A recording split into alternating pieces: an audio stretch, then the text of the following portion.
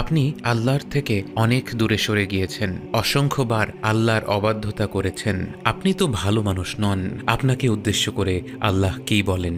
কুল ইয়া ইবাদিয়াল্লাযী আসরাফু আলা আনফুসিহিম, বলো হে আমার বান্দারা, তোমরা যারা নিজেদের প্রতি অবিচার করেছো, লা তাকনাতু মির রাহমাতিল্লাহ, আল্লাহর রহমতের ব্যাপারে নিরাশ হইও না। ইন্নাল্লাহা ইয়াগফিরুয যুনুবা জামিআ, নিশ্চিতভাবেই আল্লাহ সমস্ত গুনাহ মাফ করে দেন।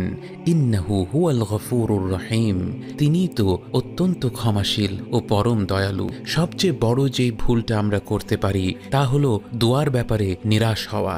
আমি যখন মনে করি আল্লাহ আমার দোয়া কবুল করবেন না, তখন আমি আমার গুনাহকে আল্লাহর রহমত এবং ক্ষমার চাইতে বড় করে দেখছি। বরং একজন প্রকৃত মুমিন ব্যক্তি এটা উপলব্ধি করবে যে হ্যাঁ, তার গুনাহগুলো পরিমাণে অনেক, কিন্তু আল্লাহর রহমত এবং মাগফিরাত তার চাইতেও আরো বহু গুণে বড়।